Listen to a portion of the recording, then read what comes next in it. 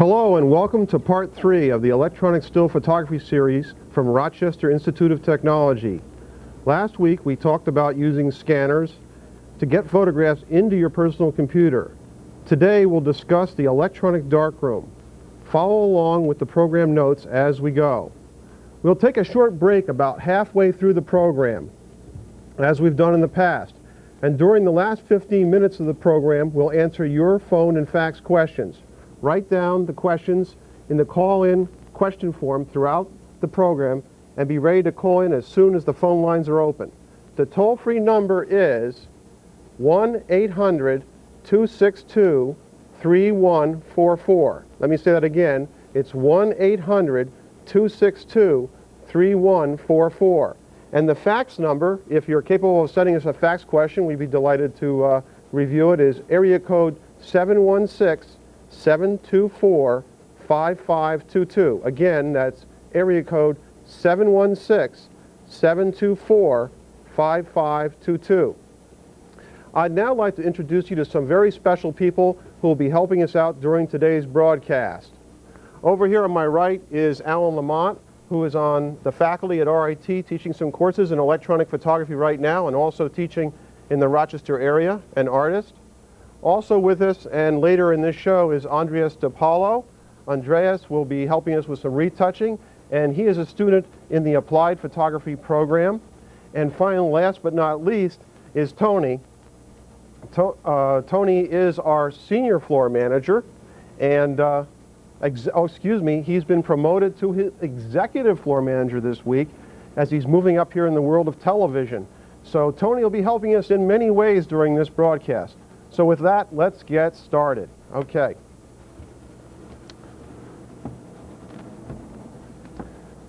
First week, we dealt with electronic cameras. Second week, the whole concept of scanner technology.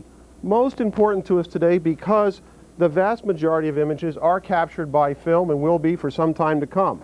The different types of scanning devices, special applications, special usages, all bring it into a personal computer or a high-end color computing system.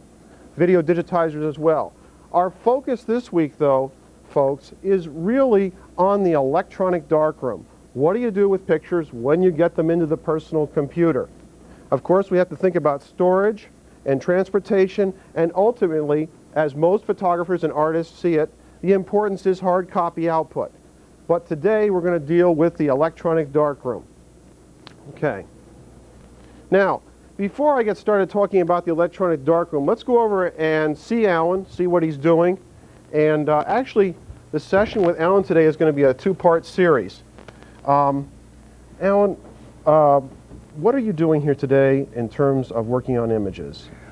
Basically, I'm going to be assembling an image out of many different parts.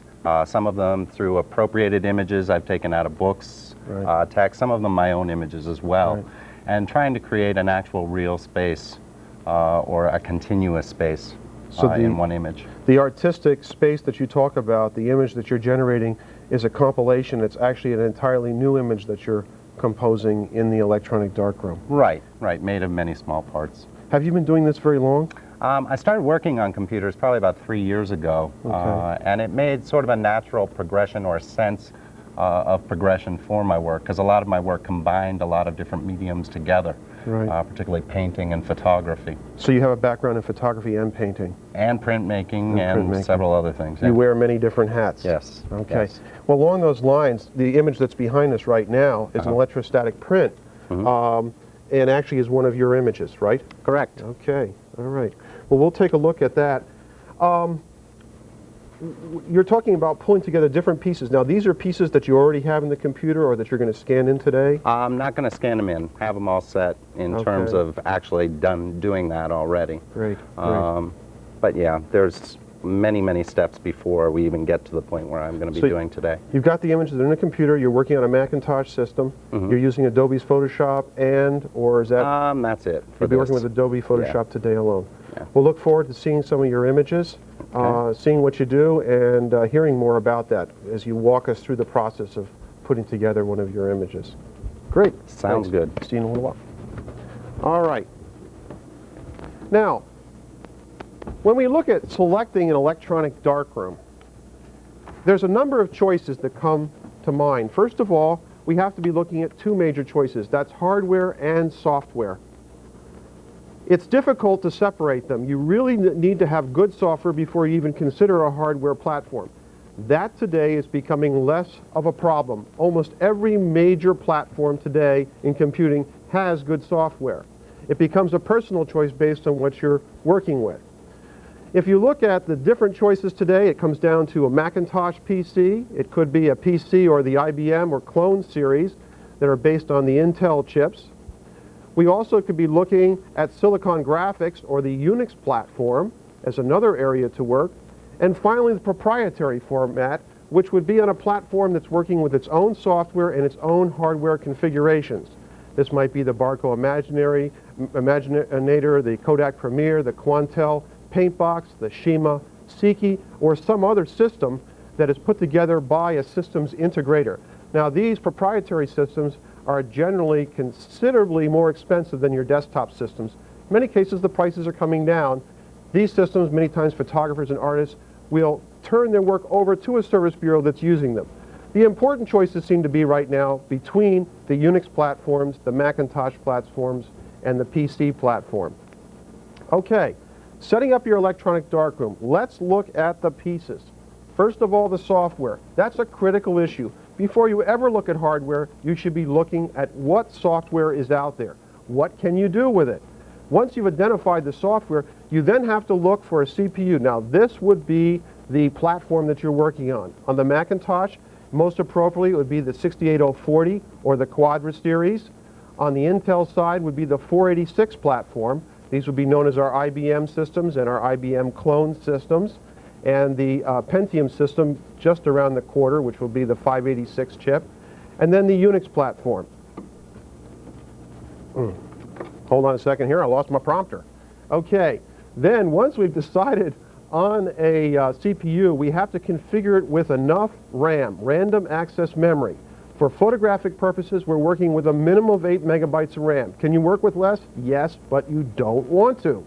You want to work with 8, preferably 20, 32, and many cases photographers today are working with as high as 128 megabytes of RAM.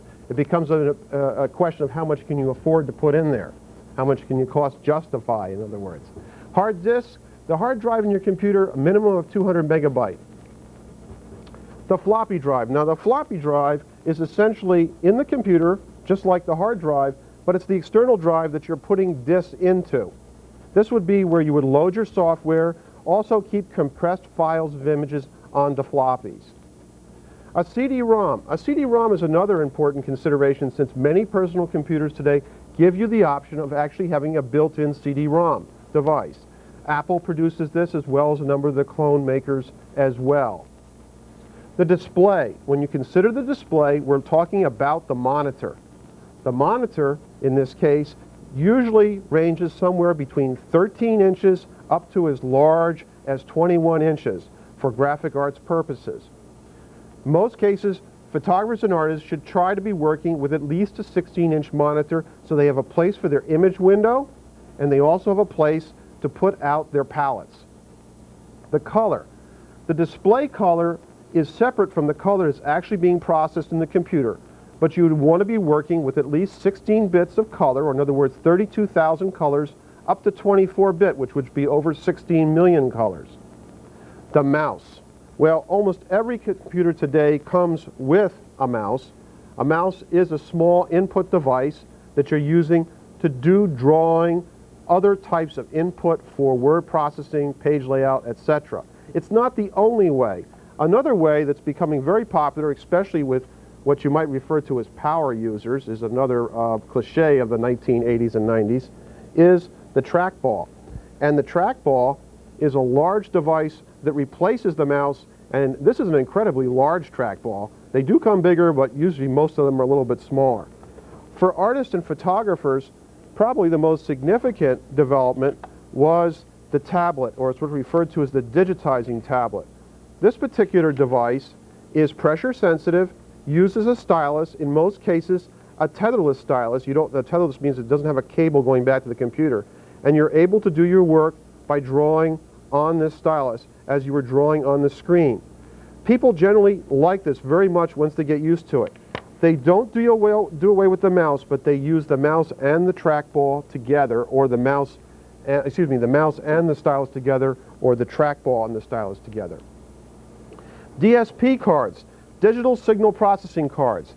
Such cards produced by third-party companies, in other words, manufacturers that produce cards to improve the performance of your computer, will greatly improve your processor operations, especially when you're running filters in programs like Photoshop and Color Studio, etc. They're also very helpful for compression. This is a DSP card, or very close to what a DSP card would look like. That would fit into your AT bus or your new bus. That's the buses we'll talk about in just a few minutes. The input devices. Are you going to purchase a scanner? Well, we discussed that at length last week. We'll not discuss it much today. And then output devices, we're going to discuss more next week. Most cases, photographers and artists will not be purchasing these, but they will purchase the service. They have to find out where in your community you can get services for input and output. And finally, we have to consider storage. With storage, we want to take our images and archive them in some fashion. In most cases today, the SyQuest removable drive, or the Bernoulli, or the Ricoh is the most popular way to save and to sneakernet, or in other words, transport our images from one place to another. Okay? There are other mechanisms that we discussed last week as well. All right. Now, if we look at those different parts, let's go ahead now and I would like to introduce you to Mr. Mark Watts, who's a Senior Technical Associate at RIT and very, very much involved with setting up computer facilities and working with their personnel. So let's see this short clip right now from Mark Watts. The workstation is only as strong as its smallest piece. I mean, we could have a workstation with thousands and thousands of dollars of equipment hooked up to it, and there could be one very small piece of software that could be innocuous in another situation, but that very small piece of software could be affecting the operation of the entire workstation and making it maybe unusable. The main thing with my lab assistants is they are all motivated to work in this field. Whether they're designers, printers, or photographers, they all have an interest usually above the interest of a regular student. The other thing I look for is a variety of knowledge. I have some of my employees that are stronger with still video cameras, some that are stronger with the printers. So I try and make a group of employees that someone is quote-unquote an expert at something within the lab. So we always have a resource available to the students that use the lab to get questions answered and to get help. Getting good help can be difficult. I usually try and go with students who are a little bit more mature, because it can be stressful in an area like this with a lot of demand. The other issues have to deal with their communication skills. If my lab assistants can communicate effectively with the students that use the lab, it makes it a lot easier for everyone else. In a facility like this, we have a lot of people using it, students, staff, and also professors from other colleges. What we'll do is use a couple different security software programs, and that way it can keep the systems running a lot more efficiently.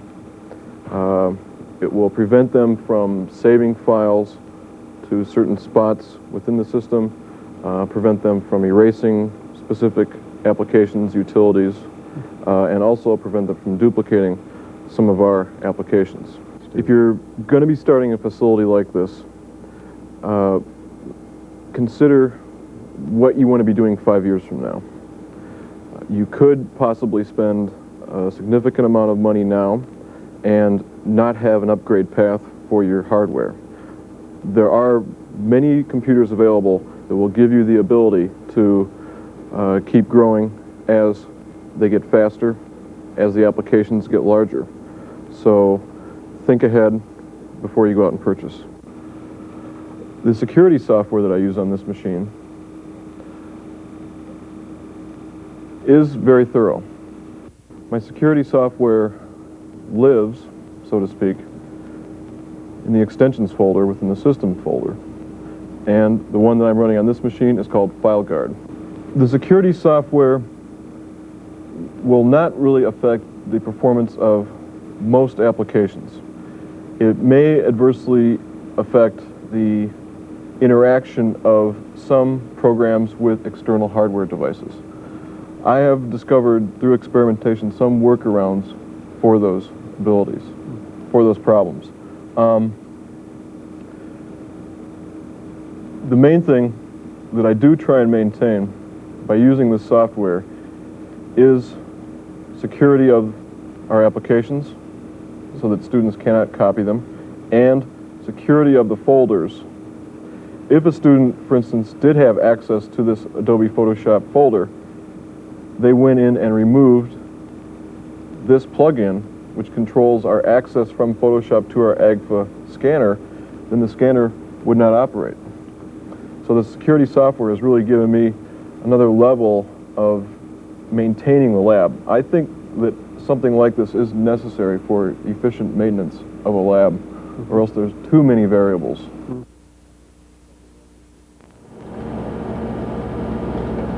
Okay, I hope you found that piece very informative, because many times people who are working, setting up labs right now, facilities, either in industry or education, are not taking into careful consideration the things that Mark was outlining in terms of the importance of setting up and running these kinds of facility. Let's take a closer look now at understanding your computer. All right, your computer is consisted of many different parts. We're going to hit some of the major parts today. First of all, the RAM. This is random access memory. I'm going to show you some of that right now. This is some SIM strips that we're seeing right here, single inline memory modules. These particular SIM slips,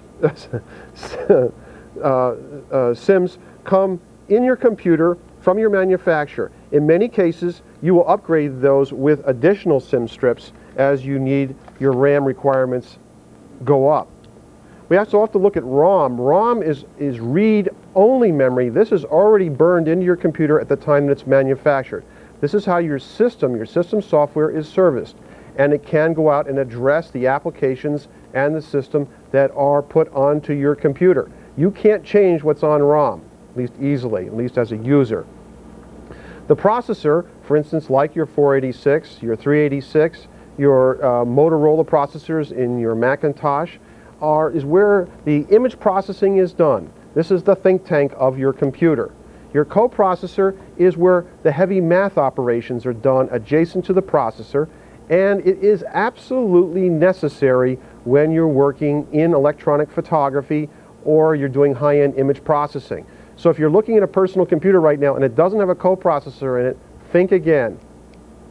Buses. Buses are the way we move information into the computer and out of the computer. There's a series of those which I'm going to discuss in a few minutes, for instance, like the Apple desktop bus, the SCSI bus, the new bus, etc. We'll do that on an overhead in just a few minutes so you have a better visual idea of what's going on.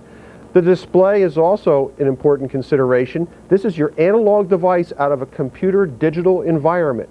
Here we are having the ability to see what the computer is dealing with. Those ones and zeros that are being crunched in there that represent the entire bitmap that we discussed last week, the entire picture, you need to display that in an analog format. That's your display. The input devices are your keyboards, your mice, and your tablets, which I've already mentioned, and accelerators, which I've already mentioned, which can be part of the new bus or can be actually in certain cases brought right into the processor. There's also something called disk arrays. You can purchase large silicon disk arrays that could have 30 up to 300 megabytes, so you could install your entire application as well as your entire image file. Okay, let's go off to the separate parts for a moment here, over to the display area. And as I mentioned to you before, if you look at this computer like we are looking down in top of it right now, we have the slots, which for a Macintosh would be new bus, an AT bus on a PC computer, and in this case we would put in our display boards, in other words, to hook up to our monitors to display 24-bit color, are accelerators, in certain cases modems, or other image processing boards. Now, computers come with anywhere from 1 to 7 slots, at least in the personal computer environment. And additionally, we have a hard drive, which is usually a standard product, where we have anywhere from usually 880 to 500 megabytes. Oops, not 5,000, 500 megabytes. We usually keep our software here, temporary file residence here, and our system software. We have our processor and our coprocessor. In this case, usually a 6800 series for the Macintosh, or the 486, 386 series for the PC environment of computers. And then as far as input and output devices, we have modem ports, printer ports, and the Apple desktop bus. That's the way we connect our mouse and our keyboard into. Incidentally, just as a little warning here, please never unplug the Apple desktop port while the computer is running. That's very, very dangerous. And then we, in many cases, our more advanced or modern personal computers actually have built-in Ethernet, so we can hook onto a high-speed highway, so to speak, for moving information from one personal computer to another. And then probably the most important connection today is our SCSI bus, Small Computer System Interface. In most cases, we're able to hold up to at least 7 devices on this as well. Okay, now, we've been talking about personal computers, the parts, seeing a little bit about what Alan's doing. Let's talk about the larger space. Let's talk about the environment where you work with a computer. So I have to go to a different place here of the TV studio. And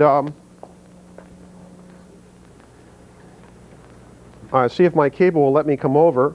Yeah, I think it's going to let me do it. Okay, now, when you take a look at the work environment, the room, the space that you're in, the room that you're set in, is very, very important. We're going to talk about the different elements in the room today. But when you're setting up your own electronic darkroom, you should be considering these things. What are your working conditions going to be like on a daily basis? All right, now to help us with this, I'd like to bring over Tony, our executive floor manager. And you can sit down. All right, please take a chair. You. Okay. Tony's still wired here, so we'll see that he'll be able to talk to people upstairs anytime that he might want. How he gets positioned in the room right now is very, very critical. Working with the personal computer, you can see that he is too close right now. He should be at arm's length. Put your arm out there, Tony.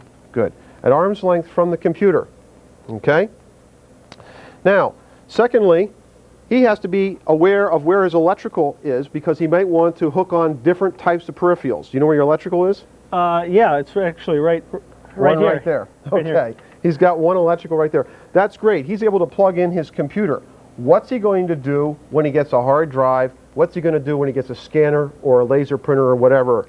He's going to have to improve his electrical. This is where electrical should be, is up on the desktop, so we don't have wires down below. The ambient lighting, the lighting that's around Tony right now, is critical.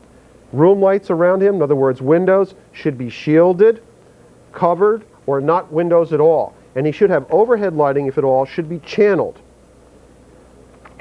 Furniture that he's sitting in, that's a critical issue. The chairs, the table. In this case, Tony should have his rear end right in the back of the chair. Get it back in there. Okay. Good. And he should have his arms parallel with the surface. Actually, a little bit above of the keyboard. All right. Now, in terms of looking at this space right now, he also has to be concerned about the keyboard. Well, let me not get ahead of myself. In terms of the room space right now, the temperature is also important. He has to be comfortable, but also his equipment has to be comfortable as well. When you have a very high temperature, you can have problems with your computer. The viewing distance should be maintained. Now, occasionally I've seen Tony in working as close as this. Go ahead. That close.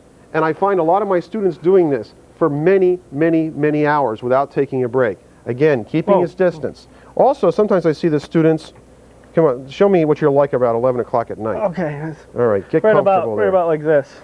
I also find people, not just students, but actually in production situations where they're working at great distances and they have just the worst kind of posture. Not only bad posture, this gives a tremendous problem in terms of eye exhaustion. He's going to exhaust his eyes tremendously. He should be relaxing his eyes as much as possible as well, looking away from the set. All right. Now, excuse me. when you consider these different issues, these are the kinds of things you need to be thinking about. Also the fact that he is sitting here for some period of time. He should be getting up and exercising from time to time as well. That's right. So stand up, Okay. take a look around. Now he is letting his eyes look out at different distances, getting the circulation through him. Doing some stretching is an important thing as well. The clothing, well, this clothing is really something else. For looking at monitors, definitely the wrong thing. Can we have, do you have any proper clothing for this guy? Yeah, Here. sweater. Okay. In comes a sweater. He has to be comfortable working with a tie. Okay, working with a tie is a difficult situation, especially sitting at a computer for a long period of time. But now he's dressed properly. Sit on down here again. He's able to look at the monitor. He's not having the reflections of a bright yellow or a red shirt changing how he might look at those images. Okay? So, posture, the right chairs, the right table, the right viewing distance, occasional exercise, and relaxing the eyes are really critical to being comfortable, safe, and healthy in your own electronic darkroom. That's right. Thanks a lot, Tony. Okay, no We'll problem. see you later, okay? Thank you. You did a good job. Thanks. You're going to get promoted again this week, I Bye. know. Now, let's take a look at chairs, for instance. There's a lot of different types of chairs that are out here. Most people today working at computers are working at the wrong kind of chair. This would be sort of the epitome of way you should be working with a chair, or the kind of chair that you'd have.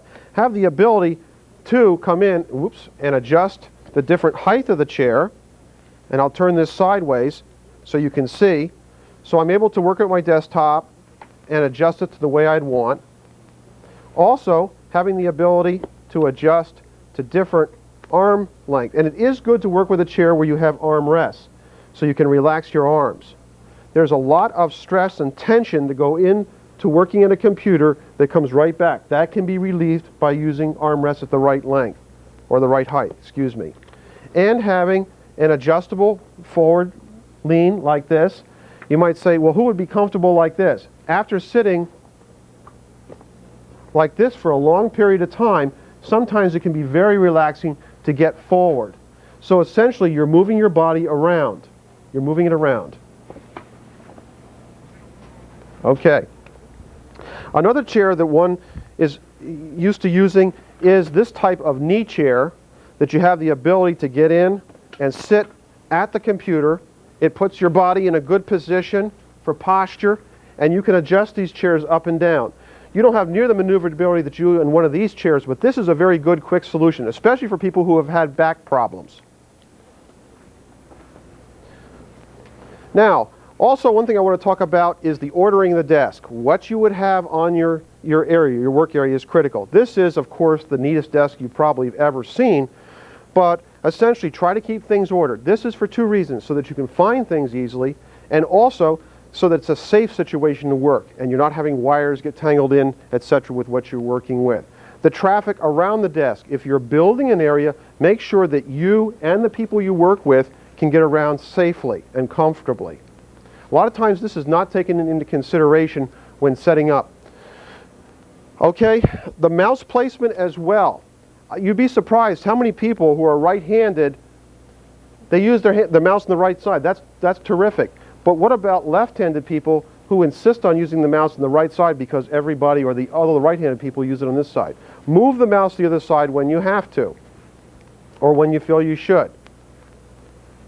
The keyboard height. Now this is Apple's new adjustable keyboard that will adjust this way and separate. As you can see right now, I'm able to adjust that keyboard to make it very comfortable for the user. Exercise, as I said before, is very important. Get up, walk around. I'm not talking about every 6 hours, I'm not talking about every 3 hours, I'm talking about every half an hour. You should be out moving around, getting your body doing things. We're becoming a lot less active these days, especially with computers. One of the fallbacks of that is that we need to get out and exercise more. Ambient sound.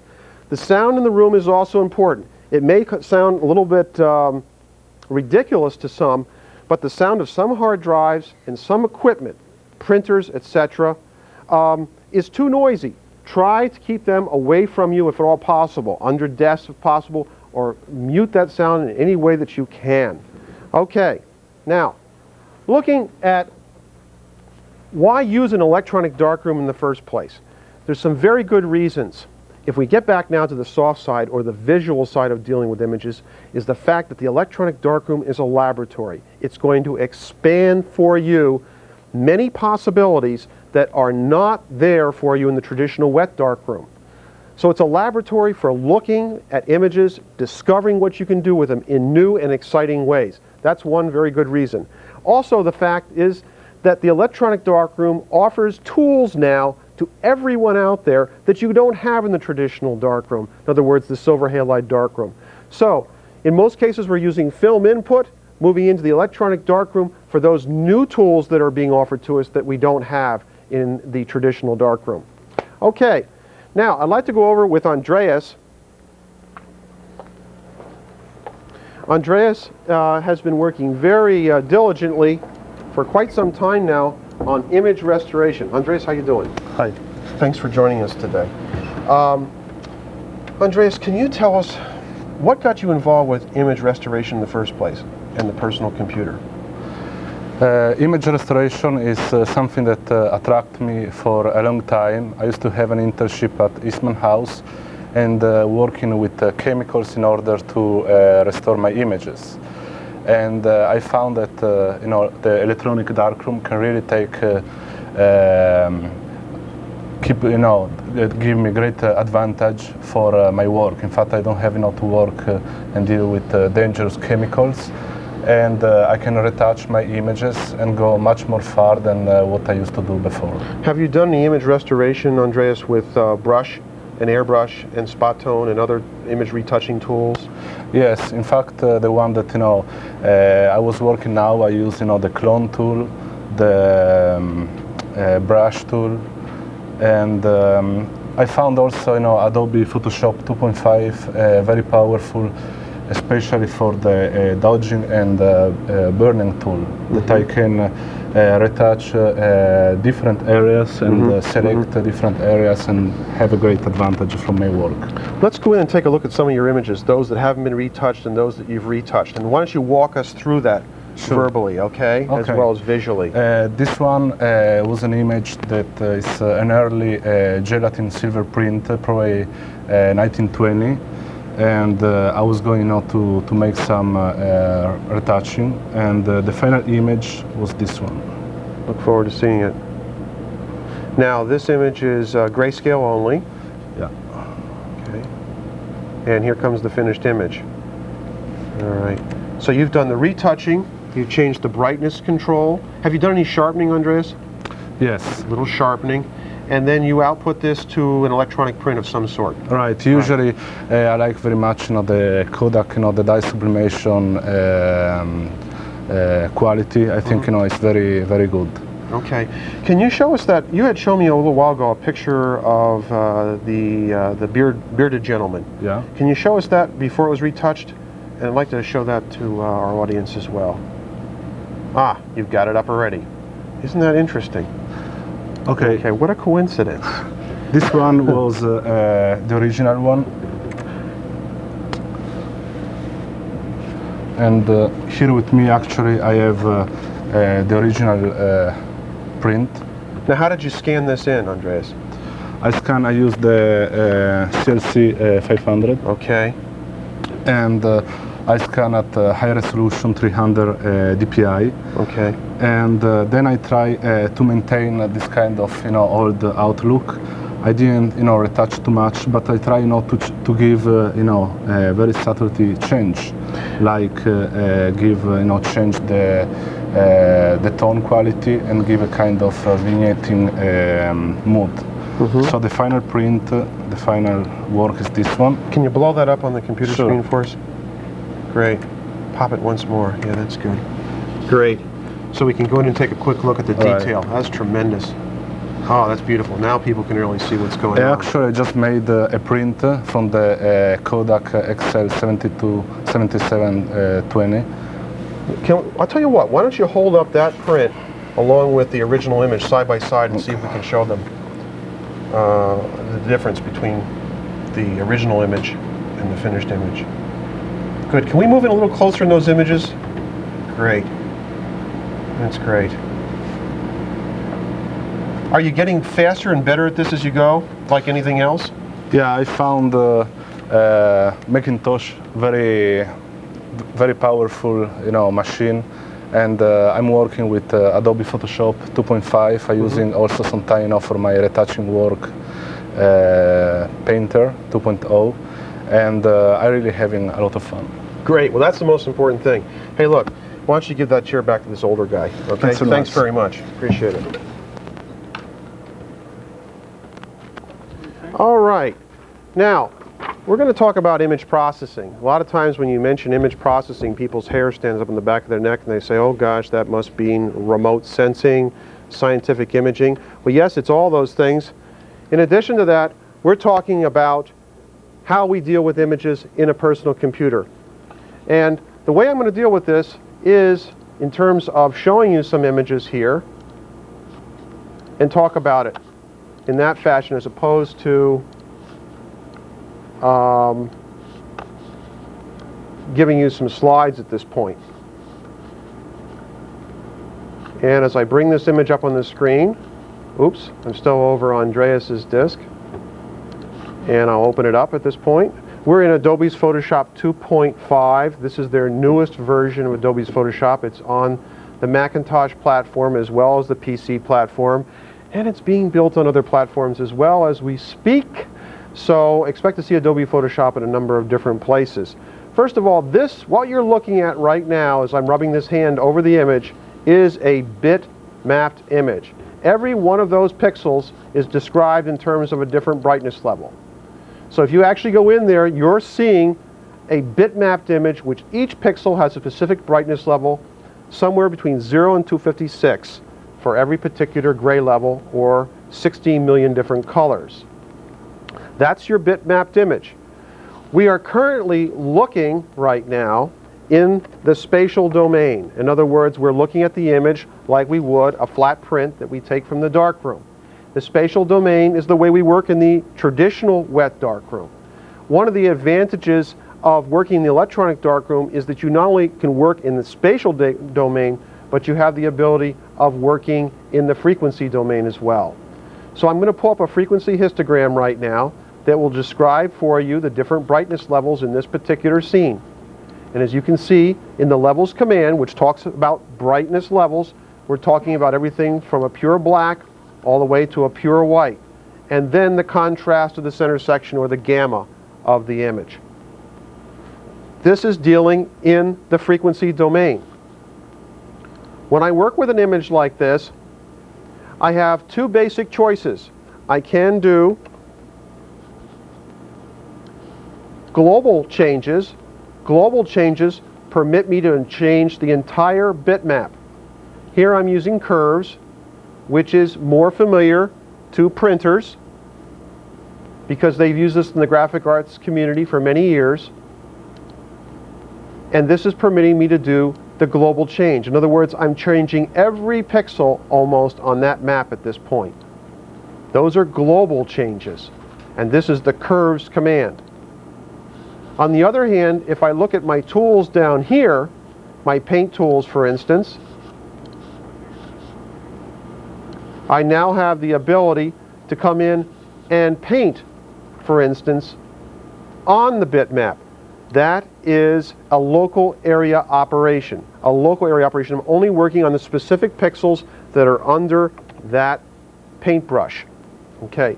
We actually get right down to point area operations as well, but that's actually down on a pixel level. Okay. All right. Now, I want to show you some different pieces of software. A new one that just came out from Kodak, and I'm going to go out here and take a look at it right now. Now, you have to realize that Adobe Photoshop is a fantastic program, but it is not the only program to work on a personal computer, Macintosh or otherwise. This is a new program called Photo Edge that's just been introduced by Eastman Kodak Company. And if you'll forgive me for a second, I have to do my own security release. We should be able to open it up at this point. That program was secured for just a moment.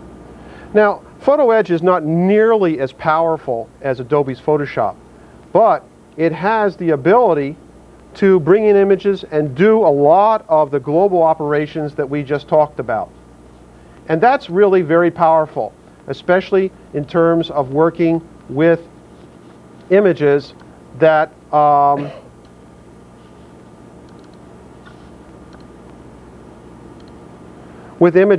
where we just want to change the brightness or the contrast of the image. Whoops. Looks we had a major mistake there. That must have been my file not set properly. If you'll bear with me for a moment.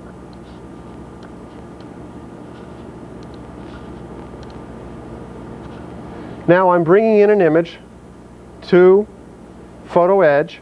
I don't have a lot of the very sophisticated tools that I have in Adobe's Photoshop, but for someone who's just getting started in this area and just starting to work with images, it's a very affordable and very powerful little tool. And I have the ability to move the image around the screen, plus the ability to adjust my brightness and contrast.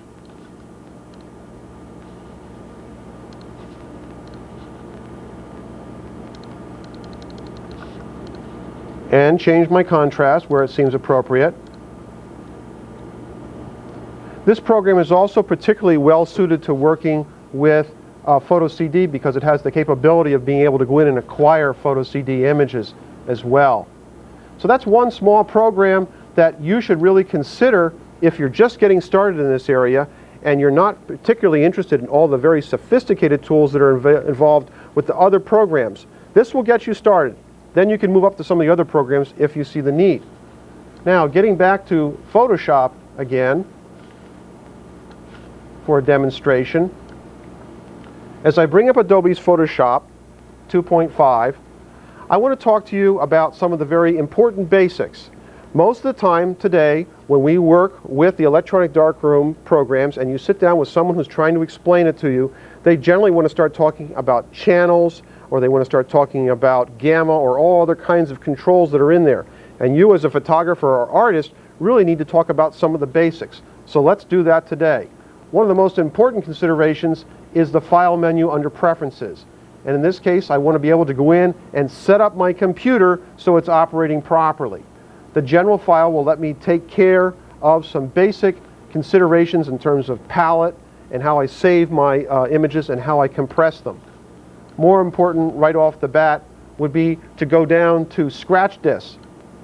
Scratch disks in this case permit me to go out and assign space on an additional hard disk to do my virtual memory work. In other words, if I have 8 megabytes of RAM and I bring in a 30 megabyte picture, I don't have enough RAM there to work. So I have to have a hard disk, either internal or external, or both, where I can assign these files. Look to this first. Also, important consideration is the monitor setup. The monitor setup should be set up with a gamma of 1.8. The viewing conditions of where I'll be evaluating my images, I deal with a lot of halftone work, so we set it up at 5,000 degrees Kelvin, which is where the graphic arts industry is standardized today. Many times for daylight you'd have it 5,500 degrees Kelvin, or in the photo finishing industry at 6,500 degrees Kelvin. All right, those are the preferences. Another very important consideration, getting now into working with pictures here, is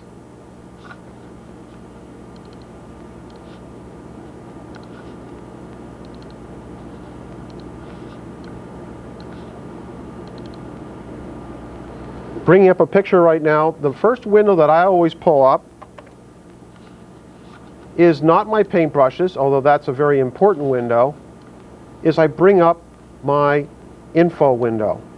The info window is giving you specific information about the scene at all times. Up here we have the brightness levels of red, green, and blue. Then we have our cyan, magenta, yellow, and black percentages. And then the coordinates. So if I come in on this cloud right now, I can see my brightness levels are around 235 238, 233, very close to a neutral white. I can also go down and check my shadows to see if they're where I want them to be. In this case, about 29 to 25 in the RGB world. I may want to reduce that a little bit, and in doing so, I would come in and adjust my levels. If I now compress my shadows a little bit, move my levels out of the way. This is the reason you need a bigger monitor. You can see on the info window in the right-hand side of your screen, you have the original settings and where I've wanted to reduce that information to. I'm actually truncating that information and darkening that part of the photograph. Now, why is all this important? Because when you're working in the electronic darkroom, you can have your monitor calibrated to your output device, and that's terrific. But you shouldn't totally rely on that. You should also rely on your densitometer to tell you your brightness levels in your highlights, your middle tones, and your shadows are set properly. In addition to this program, we also, in the new Photoshop, have the burning and dodging tool. In this case, I have it set up for dodge. As you can see, this little paddle, which photographers understand right away, I can bring up my brushes, pick a nice soft brush, and take this cumulus cloud in here and just dodge it ever so nicely. Now, if you look at the cloud, there's before, there's after. This was not available on the earlier version of 2.5, and that in itself, an earlier version of 2.0, that in itself is probably the most powerful function of the new Photoshop for photographers. Also, in terms of another important feature, and there's many new features involved with this program, would be a feature referred to as variables. And I don't have that available to me right now. I'll try to do that a little later in the show. I'm in the wrong particular program at this point. Okay, that's on the Macintosh platform. Well, is Macintosh where all the image processing is today? By far and away, no, it is not. It's a very popular place to work. We also have to consider the PC format. Right today, I'm working with a program called Picture Publisher from Micrographics. And Picture Publisher is a program that is for working on images, bitmapped images. And you can see that in many ways it looks similar to the Macintosh environment. In this particular case, I'm working with a Windows environment. I'm in Windows 3.1, and this is the latest version of Micrographics Picture Publisher. I'm going to come in and open an image up. You can see that with this program we have a very nice tool called Image Browser that lets us go in and select an image from which to work with. I can click on this small landscape, find out that it's a 553 kilobyte file. It's what we would call at RIT a puny file, a real tiny one. Or I can click over on this one. That's an 18.3 megabyte file. But in this case, I'm able to go through, select the image that I might want, and find out what the file size is. With this picture right here, this is my largest file, 18.3 megabytes. That's the picture right in the center of this center of pictures right here. One really interesting and exciting area of this program is called,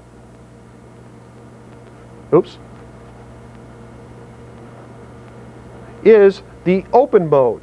I can go from a normal opening, which would open the full 18 megabyte file, to something called fast bits. Now watch what happens when I open this up on fast bits. I'm clicking it in, and instead of opening up the entire file, that scroll that you see coming down the screen is not part of the program. That's part of our display. We can't afford, we have to have that. It's nothing to do with the program. Right now, I'm only opening this part of the image. I can go in and select different parts. So for instance, if I wanted to work with the eye only, retouch the eye, as you can see right now, I can click to that position on the eye. You see where it reverses out to a negative? I can lock the grid, and then I can bring the image in. Now you have to realize that all I'm planning on doing in this case is to do the retouching of the eye. And what I'm doing is I'm saving myself the time, trouble, and the space by opening up the eye only. And now I can go in and do my retouching through retouching tools like you would have in this program. Here's your retouching tools right over here. All right. I'm going to close that program out, cancel that out. Now I'm going to open up another program. I'm back to normal open up mode, and I'm going to open up my car. Oh, it's not my car. I wish it was my car. All right. as we bring in this fancy sports car right now, another really exciting feature of this particular program is having the ability to do a number of different floating sections. Now this is treating this as objects. And now I can come over here, click the arrow tool, which makes it an object, and move it. Now most of you would say, okay, you're going to paste that into the bitmap and that's it, it's a done deal, right? Wrong. If I come over here to the text tool again, I can type in car, bring this car over, bring this function over, and put this in position as well. Now, they're pasted into the bitmap, yes, but I have the ability to come back at any time and do this with this particular image and move these floating sections around. And I can do this with paste as well as text, not just with text, but also with other bitmapped images. That's a new feature in desktop imaging. Very important consideration when you think about the functionality of programs today. I'm also working on an 18 megabyte, in this case I'm working on about a 10 megabyte file. I can work on a lower resolution image of this file and then save a script of that. If I come to the file menu after I adjusted the brightness of the image, like let's say for instance in this case I went down to brightness contrast and I went to the visual, because photographers do this, and I brighten the picture, I preview it, it's now brightening the picture. You can see how the normals here, I can change brightness and contrast. And once I say OK to that, that will save that to the map. Then after I'm done with that, I can go down and save that as a macro. I can record this on a low resolution file. Let's call it Doug's Best Guess, and record it. Now when I open up a high resolution file, I can apply that to the 10 megabyte file. A very nice feature. This can be done in other programs, but I wanted to show you how it was done in Picture Publisher. Take a look at it. It's very exciting. All right. Now, getting into software again, I want to talk about some other features here.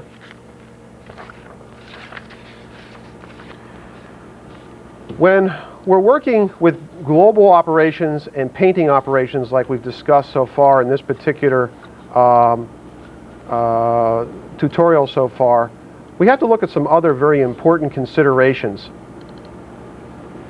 And this is the reason that you would be working in a program like this as opposed to working in a traditional darkroom. And for the reason for that is that we have the ability to go in and make selections of images, as many of you have already seen from previous sessions, and work within those sections. But a very important consideration is not only working with bitmap control, but now having the ability to come in and work with paths. Now this is treating the object image, or excuse me, the bitmap image in an object format. Here I have the paths. Now one of the things you should do when you're working in the electronic darkroom, if at all possible, get rid of those additional windows around there. They can really make you a little crazy. Now I just have the paths up here. In fact, at any time I can lose all my tools by just hitting my tab key. In this case, I may have a difficult time selecting this with a magic wand and want to come in and click on it in this fashion.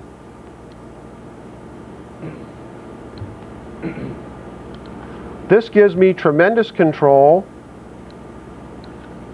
of selecting an image so that I can do local area operations.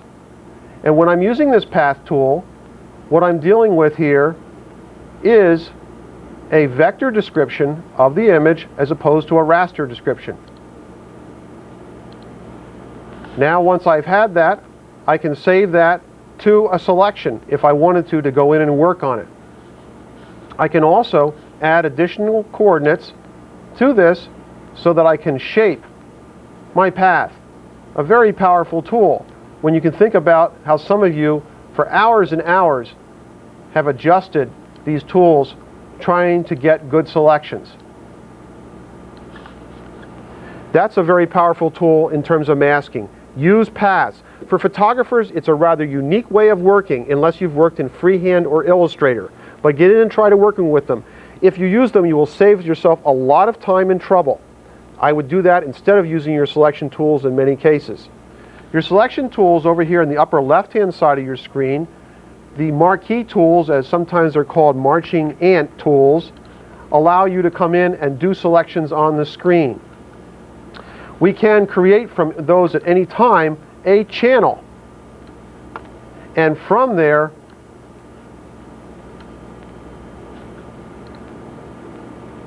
have a channel that we can work within that channel at any point for retouching, color correction, or blending in other types of images. Go back to show channels. I'll go back to my RGB image and let me lose this. Now, once I've selected that and I've created for myself either a path and then switched it over to a selection, I can do my image retouching right within those areas. And that's very, very critical. Another thing I want to talk to you about is the fact that when we're talking about an RGB image or a CMYK image, we're not just talking about one bit map, but actually the layering of 3 channels. In this case, we're looking at RGB image. I'm now showing you the red image, the green image, and the blue image that construct this full RGB image. You should take a close look at this, especially in terms of doing image enhancement, and also in terms of doing creative imaging, subtracting one channel from another, adding one channel to another. Can do some very special effects. It's also very good in terms of working with desktop scanners. If your scanner is not giving you a sharp red channel scan, which is usually not the case, let's say a blue channel scan, you can go in and just sharpen that particular channel. It's a very, very powerful tool. Okay, last in this demonstration, I want to talk to you a little bit about filters. When we're dealing with filters, filters are generally working on the entire bit map. In this case, I'm bringing up the tools again. And the filters have their own menu and a series of submenus below. We have the ability to go in and do significant blurring or sharpening to a particular image. One thing that a lot of people don't realize is that if you do a marquee like this, you can go in and do the sharpening just inside that marquee. And that's great because it gives you a sampling, a very fast sampling of what's going to happen. So if you look inside that marquee now, you can see the sharpen and the unsharpen that I've done here in terms of working with the sharpen filter. Filters are also supplied by third parties. Some of you, many of you in the audience may be familiar with Kai's Power Tools, KPT. These can take you a lifetime to go through. There's so many powerful tools. In fact, we're fortunate enough to have interviewed Kai just recently on Kai's Power Tools, and we'll be showing you a tape in a few minutes about that. One other area I want to spend a little time on is the area of sharpening. Sharpening for photographers is generally overdone because you are working on a screen and like the color and brightness, you are believing the screen. Your most powerful tool is to work with unsharp masking. So after you get out of the more basic tools that are global overall sharpening, that increase noise and increase image sharpness, get right over to working with unsharp masking. The reason is that we can control it so discreetly. Let's go back to the screen now for a second. We can control it anywhere from 50% up to 500%. This should be done testing in conjunction to working with your printing device, whether it be a thermal dye transfer printer or it be a halftone image. In this case, I'm going to set the filter at 100%, the radius of the sharpening at 2 pixels, and I'm going to set the threshold at 20. In other words, I don't really want any sharpening to happen to brightness levels below 20. In that case, I can go ahead and do my sharpening. And this will happen fairly fast because I'm working on a Quadra 950. It's only 8 megabytes of RAM, but we have only about a 3¼ megabyte file that you're looking at right now. So I don't have to do the smaller subsamples. The other advantage of working with filters is that we can remove noise from the entire scene or part of the scene as well. Get into using filters not only on the entire global map, in other words, the entire image, but also in terms of working with parts of it. Okay? Sharpening's almost done. It's kind of like watching the toaster in the morning, you know, you're waiting for it to get darker, and it's coming, it's coming. Here it goes. If I had an accelerator in here, for instance, Daystar or from Supermac or something like that, that would have been done in the snap of a finger. So right now, as you come in and take a look at this, and for the benefit of your viewing, I'm going to blow the image up here. That's after sharpening. That's before sharpening. I don't know if you can see it out there, but it's a pretty significant difference on the computer screen. It may not be as we go out to video. Just the kind of sharpening that we might want to be doing. Okay. Tony, where are we at this point? I think we want to look at the still stores of the artist's work. Great.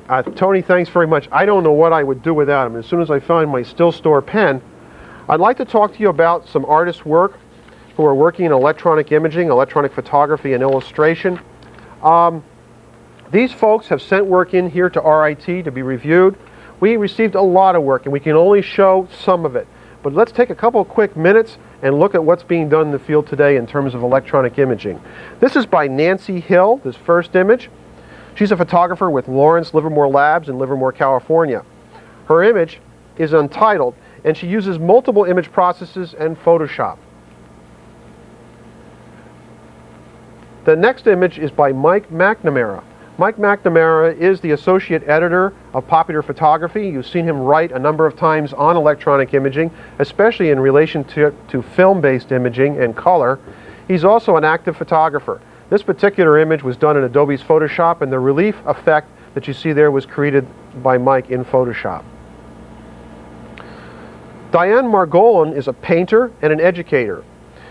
She's taught at a number of schools and actively teaching currently in New York City.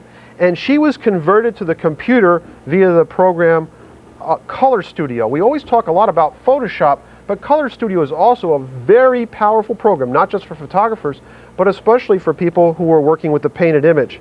Color Studio actually came out before Photoshop, and Color Studio is now offered by Fractal Design. The next image is part of a triptych by Joe Vitone. Joe, I'm sorry if you're out there and you're listening. I wasn't able to put all three images up at once, so I'll show you all three. Joe has this Desert Storm series, and the title of it is called High Tech Payoff. Actually, these are 18 by 24 inch prints made on Kodak's Duratrans material.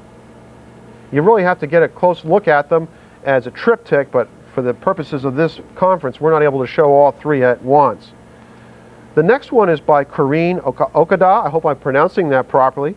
She's an illustrator and graphic designer. Her image, entitled Kite, was a demo piece for Macworld Expo 1993. The tools that she uses are from Fractal's Painter. It's a new program, very exciting for artists.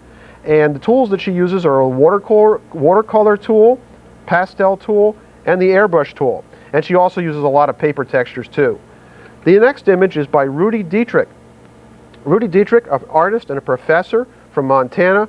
This image is called Homage to My 5 by 7 inch, which, for those of you who are not photographers, is a camera. It's actually an 11 by 14 inch Ectacolor print, and it was shot originally off his computer screen. The next image is actually a series of images. I'm going to show you 3 out of the 9 images. They're by Diane Fenster. Diane is a computer artist. She's from California. And these selections are actually 20 by 30 inch Fujichrome images, prints. And the title of this series is called 1 through 9 Nights. A lot of very exciting work here from Painter. This image is from Katrine Eisman. Katrine Eisman is an artist and teacher from Camden, Maine. The title of this picture is Fleeting Fish. It's a 4 inch by 6 inch Tektronix Phaser 3 print, and it's been printed on watercolor paper. Here's another image, and since I know Katrine, I know this is her self-portrait, and it's called Too Close. In this case, it's an 8-inch by 8-inch Kodak dye sublimation print. That's the Kodak printer that you've seen here earlier today. And she makes that image on a scanner. The next image is from Olivia Parker. She's a renowned still life photographer. Many of you in the audience are familiar with her name and especially with her work. Recently she visited RIT and I had the opportunity to see her work and asked her if I could share it. She just started working in Adobe's Photoshop as well as Fractal's Painter. She said to me, and I quote unquote say, if I were in school today, I think I'd be a little bit overwhelmed by everything that's available. And that's when she was coming out of our electronic imaging lab at RIT. The next image by Lou Grasso, who's corporate art director. In this case, you're looking at a chromoline press proof for the final cover of Occupational Hazards magazine. He uses Photoshop, Painter, and Pixel Paint Professional. The next image is by Margot Chase. She's an illustrator from LA, and this case shares a CD cover called Love Hurts. She wanted me to point out that she has done this with a Microtech flatbed scanner. That's right, a personal scanner. She built these images, and she did her own color separations out through an image setter. We'll talk more about image setters next week. The next image is by Charles Altschul, and Charles, I hope I'm pronouncing your last name properly. He is the Director of Education at the Center of Creative Imaging in Maine, also an artist, and I have two of his landscapes here today. Here's his second image. The next image is by Philip Dean. Philip is a professor and artist from Finland and has his own electronic imaging lab for his students in Finland. Very excited, visited our RIT recently and shared this image with me. The next one, Ellen Going Jacobs. She's represented by Ira Kramer, Art Director's Medical Group in Manhattan. She works extensively with the program Painter by Fractal Design, and this image is entitled Space Heart. The next image, of which I have two by this gentleman, is by Greg Vanderhouen. He works with Photoshop and Painter. And what I like to say in these images, he has a technology transparent look, which I think is real exciting to see in today's next generation of images.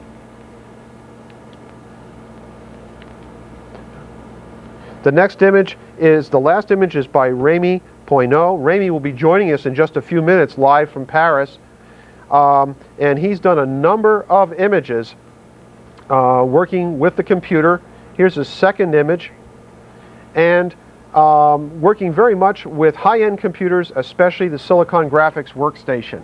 All right. I think at this point it's time for us to take a small break. So let's take a couple-minute break. Remember that stretching I did over in the area before? Everybody get up, do some stretching. That goes for you too, Alan. Let's take a break.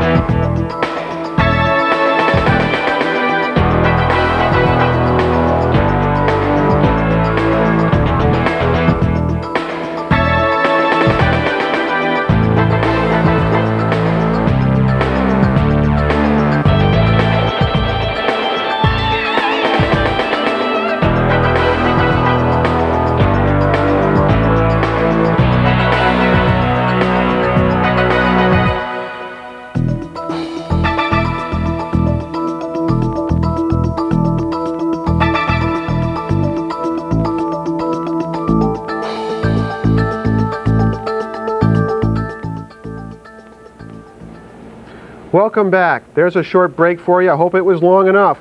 Right now we want to move into a very exciting segment that we taped out in California just a matter of a few weeks ago. Here in Rochester it gets cold, so when we want to tape we go out to California. In any event, we had the wonderful opportunity of visiting Kai Kraus. Most of you know Kai Kraus from his design of Kai's Power Tools. I talked about some of the basics of global imaging. Kai, and I mentioned the importance of filters. Kai has written a very new, exciting set of filters. Let's take a look at Kai's filters right now from California. This is where I work. Have you seen this?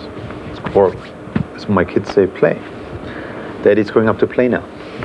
Sometimes I can't call this work. It's amazing that you get paid for these things in the first place, but there were plenty of times where I would have paid good money to have the equipment in the first place. This is the gradient tool in Photoshop, and it creates a blend as follows from A to B with two colors. And the problem is you cannot easily go from red and fade out to just a clear nothing color, because there's no such thing in Photoshop. You can also not go from red to yellow to green to blue. You can only do a two-color blend. Both of those things I try to overcome with the Gradient Designer. And the way the Gradient Designer generates the blend is with this bracket control over here. I decide which area I want to blend. I pick the left color, and as soon as I let go, it'll interpolate automatically between the left and the right color. So it's very easy. As soon as I click, let's say I want to have a blend that goes from red over here and have the full width going to blue over here, and now put yellow in the middle. As soon as I click, I get a momentary pop-up color picker down here, and I can even change the style of that. So let me just pick yellow for a second and see it goes red to yellow to blue, and interpolates that automatically. The whole point is about the speed is I can get to any color in about a half a second. If I want to instead have green here, I go click, green, let go, and I got it. Because the picker just comes up, I drag to a color and then release, and I get it very, very fast. So speed is an issue there, but also it's the range of hues that really is so much wider. This up here is the preview of what it looks like. We have different kinds of styles. These are the normal Photoshop ones, and then new ones like this sweep blend, where if I take another color in the middle here, let's say I can take something complicated, you can see it sweeps around like this, and I can even change the repeat mode. Now it goes from A to B and back to A again. With this over here, I can change the direction of the sweep. So these are new controls that haven't been available. I'm extending it. Partially it's just doing what I did before, then it's doing it faster, then it's doing more of it. And it ships with a whole bunch of them. In this particular version, I only have a few installed, but it ships with several hundred presets built into Photoshop. Gradient metallics and very complex blends. The key item is that what you do here is design the gradients, and the result of that plugs into the other filters. I can also put a new concept in a color called nothing and just fade out completely. So in the color picker, what you see at the bottom here is an alpha channel that lets you fade things to make them transparent automatically. So I'm now putting this little checkerboard there, so it fades from white to checkerboard through this yellow back to white. Where you see the checkerboard, you would actually find the image behind coming through with an opacity level. Normally you have to use alpha channels to do that, but we're hiding that whole idea from the user. All he has to do is pick one of these opacity levels and it'll just happen to him. You can also go in, for instance, like this and say I want to go from red to nothing by choosing a color called none over here, and it'll just fade out like this. And installed we have up here multiple color picker spectra. For instance, we have in there metallic, and these are the metallic kind of colors, or special RGB ones. This here is a spectrum that has been processed through CMYK. Very, very useful for print people because the gamut of CMYK is totally different. And all the colors in this picker are certified legal gamut for CMYK, and any gradients you make with these colors are by definition legal as well. It's another little nicety on that. Let me show you another filter, which is the Fractal Explorer. And a lot of people have already played with fractals, and some of them have actually kind of burned out on fractals. Well, we're here to show them that there's a lot more life in this than they may have thought. Okay, here we have a fractal, and it's very easy to just zoom into that to explore different regions. It's really kind of fun to play around with. You've got this control over here, which is the panning and zooming, so I can just click on this and you explore what's that away, what's this way. Then I can click on any point inside to zoom into it, and you got 100 million to 1 zoom range, or you can zoom out. Now I'm zooming back out, way, way, way back out. And the colors, again, this is the Lego principle. If I take a different color scheme, it'll show up here and it'll totally change the way that the fractal comes out. So as I fly into it, it'll have a whole new picture. And there are so many hundreds of millions of permutations that you're very likely to be the first one who ever saw that particular detail. This is something I call the data picker, so I don't have to go to the keyboard to enter the numbers. All I have to do is click on it, drag this little slider to a number, and let go. So it's not just a matter of convenience to be faster than having to switch between the mouse and keyboard. It just also allows you to concentrate on without having to focus at all. This is 400 steps of resolution on the slider. For every step I got a second vernier scale, which gives you another 400 steps. So it really is a 160,000 step slider that you can just quickly drag to get something in there. The texture generator does effects, and this will generate an algorithmic texture that we see over here. Every time I click on it, it'll reseed the random generators with new textures. And the only control you need is this thing over here. This is my mutation rate. So if I click on this ball, I'm now mutating this texture. Click, and I'm getting little tiny cousins of it that are very much related to this one. The higher I bring this, the more each cousin starts to mutate and be different. So now you can see these are quite different. I click on one, say, I like this one. Point, I got a whole new texture, and it starts to mutate again. Click on that one, I got a whole new texture.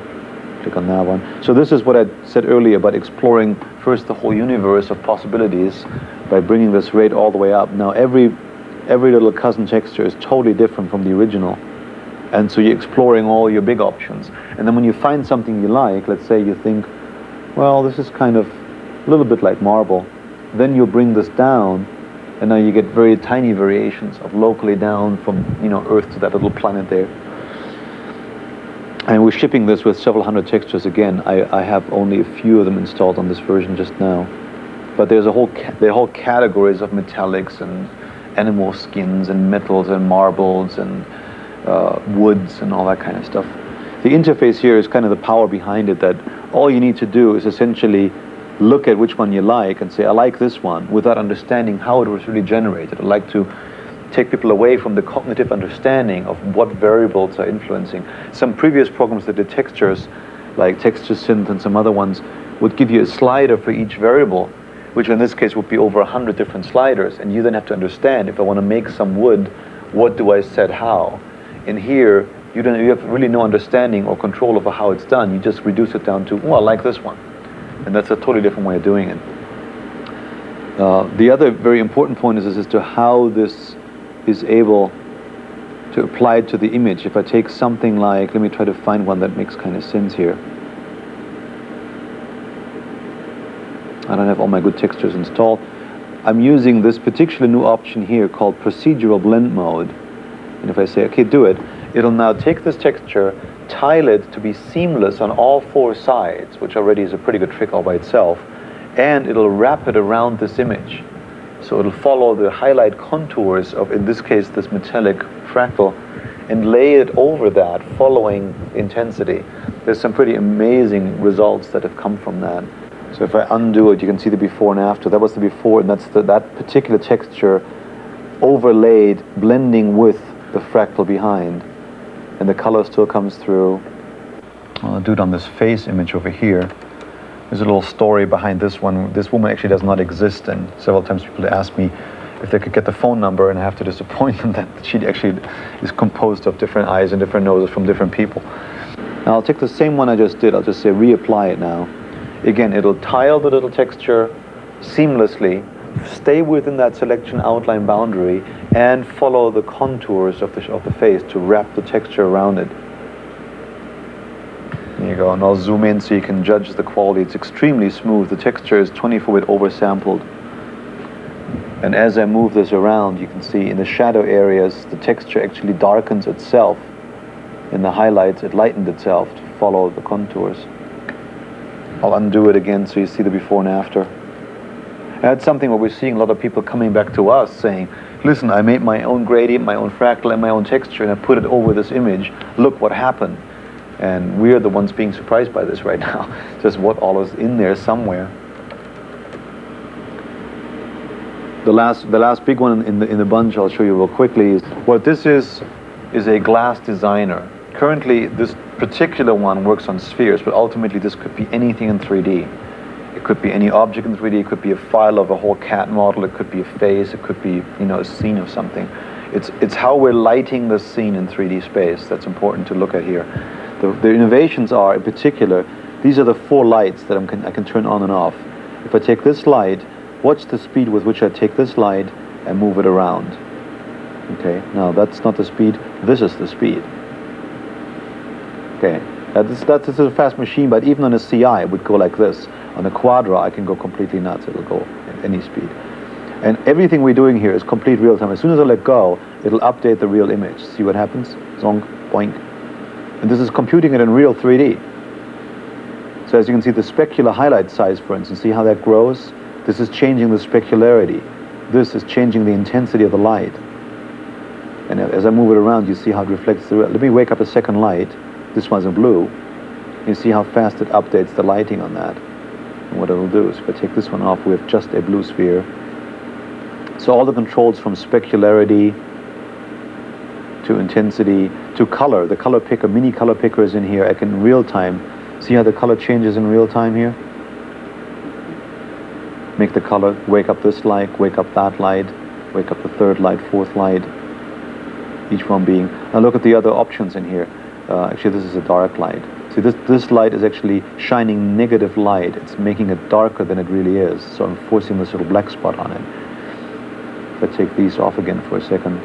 This is really quite revolutionary. If you take something like the overall curvature, check this out. This is the curvature. Look at how smooth that changes. So be able to just change curvature in real time, change the opacity. This fades in and out with the image behind. I don't have anything meaningful behind right now, but this actually blends the front and back. And now check out the coup de grace here, which is bump mapping.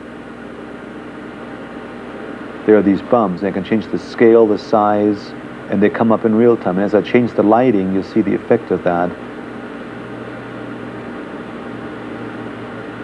See how that instantly reflects how the light will work. So I turn on another light and a third light. I'll show you a little preset with the dark lights. This is an eyeball done with 4 lights, one of which is black, 2 of which are black. These are 2 black lights on a white sphere with a specular highlight. And then I can pick any component and move that around, and you see how that affects it. Here's the black light, or I can bring the black light and make it white again. So this shows a number of innovations, the major one of which is speed, but the real-time nature to drag lights around in controls that just hasn't been done before. This is not how other, like Strata and other people control their lights. It's something we might look at licensing to some people, and it's going to cause a lot of, this will ruffle a lot of feathers. You'll see that very soon.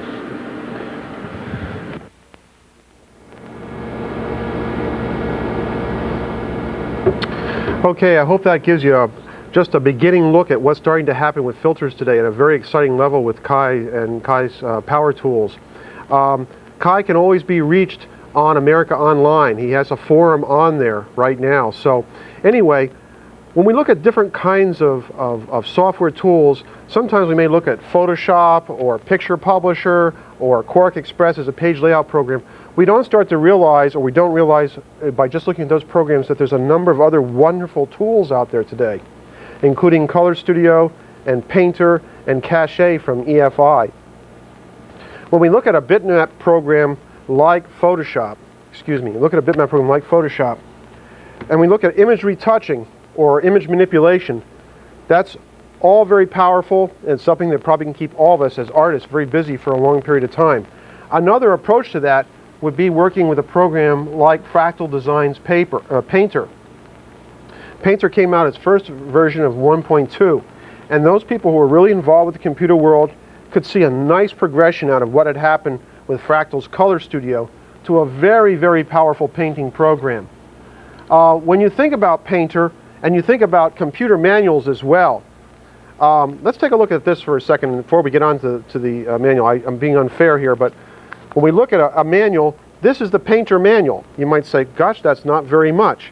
Well, it's a tremendous amount of information, but it shows the philosophy of the company that you should get in and start working with the tools and then resourcing those tools in terms of these pages as you need them.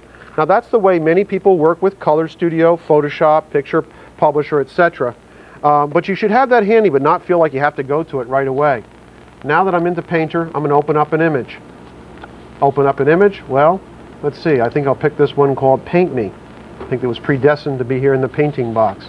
Of course, I have the tools up here on top that are like you'd have in Photoshop or Picture Publisher. But where this program really excels is in its brush palettes, which go from everything from the traditional pencils, erasers, the water or blurring tools, pens, marking pens, crayons, airbrushing, and a fantastic tool, which you can see I've already pulled down, called Liquid down here. It's one of our favorite tools at RIT. And as well as other paint tools, and even the ability to emulate the artistic look that you might have from a particular artist. And for instance, Van Gogh. You can actually emulate this through the painting effects that this program works with. So let's go back and take a look at this now. You have your toolbox. Over here you have your Friscuits, which allow you to go in and do your selections so you can work within particular mass. Very similar to Photoshop and very dissimilar in other ways, where we have the ability to go in and work on a selected area on the inside or on the outside, unlike Photoshop in that case. And as we look at these palettes, we have these series of menus, like for instance if I take Liquid here, I can get to coarse smeary brushes, Distorto, coarse smeary mover, tiny smudges, a lot of very different ways to articulate the electronic paintbrush. In addition to the tools and this brush palette, we have what I think is one of the best color pickers, or color palettes more appropriately, that you'll find in any program, because you can go and look at the hue and the saturation of the color and set that either through an eyedropper that you go out and select it on your bitmap and then adjust it to where you might want it to be, or selecting a color from the palette here, which would be one of your primary pencil colors, or going on to some other colors, chalk colors, watercolors, crayon colors, and the list goes on and on and on.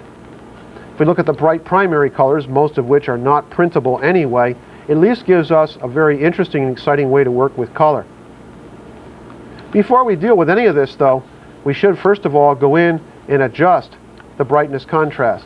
This is a rather simple little tool. Here's where you might use Adobe's Photoshop first and then use Painter later on to emulate the painting only and do the brightness and contrast. But if you only had the brightness and contrast in Painter, you could still do very, very well. Here you see the brightness and the contrast knobs. I'll apply that now to my image, which is basically where I was before.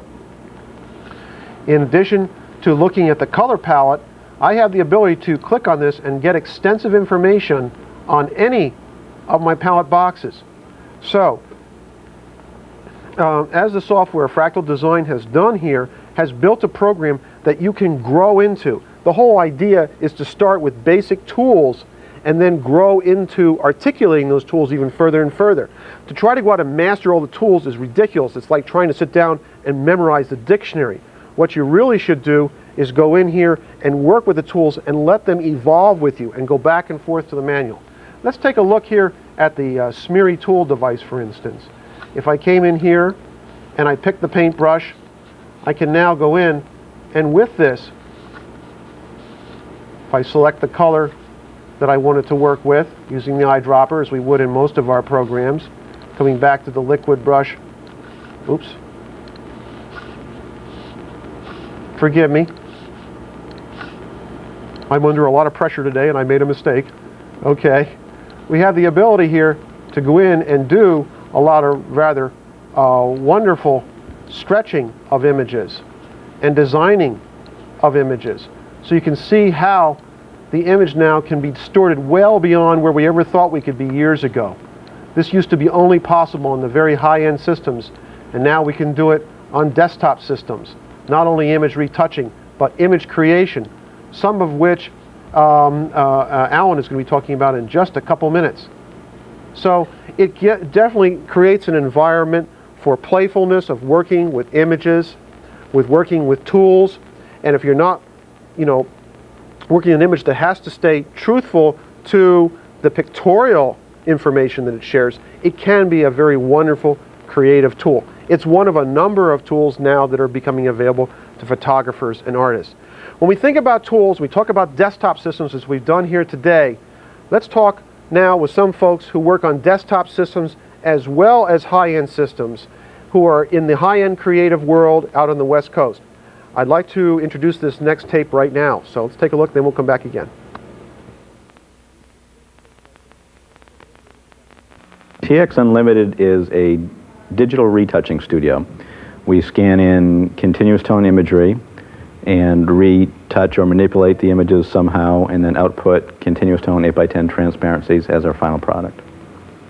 The way that we differ from desktop systems and people that are working on desktop systems is, first of all, we hire only artists to work in our systems, people that have the eye and the sensibility of fine art, which really can't be taught in any short period of time.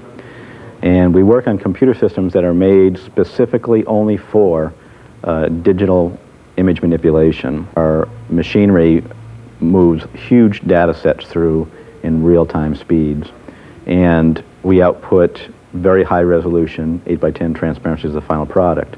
And the only way you can do that is to work on 300, 400, 500 megabyte files, which you really can't do on a desktop system.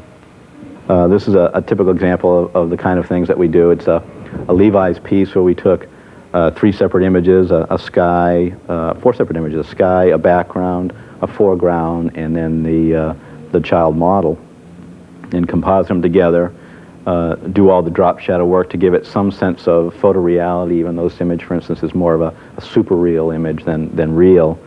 Then what we do is drop in their logo, and this was done here as opposed to in pre-press because they do a short printing run and it's not cost effective to go lithographically, so they blow these up for stores photo-optically. The Intel piece came to us from a local photographer, Jerry Bybee, and the advertising agency, Dallin Smith White in Utah, Intel's agency of record, came to us with separate shots of a neon sign and the motherboard of a 486. So what we did was we took the neon sign and first did a lot of work in creating dimension on it, because once they photographed it, it flattened out completely. There was no dimension, three-dimensionality to it at all. So we do a lot of highlight and shading work to show that it is a neon box.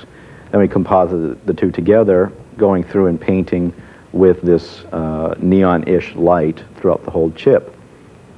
About a week and a half later, we received a call from one of the engineers at Intel who discovered that there should not be an inside row of pinholes. So he told us we had to take out that row of pinholes, which is easily done, except for the fact that we then had to maintain all the relationships with all the small little capacitors, etc., in here. So we had to move everything back as we made the chip wider to accommodate this larger inside row. Okay, so we got to do this job twice. Then they actually called us up a few months later, had us take the same shot that we'd done on Intel Inside Vacancy and drop in the Intel overdrive. So taking the digital file and just dropping in a new photograph of a chip. It's very straightforward. Output a new transparency, send it off to them. It took a day and a half. Saturn was an interesting job. It was for Hal Riney and Partners design team, and they came to us with a multitude of transparencies. It was so many, I don't even remember, 50, 60, 80.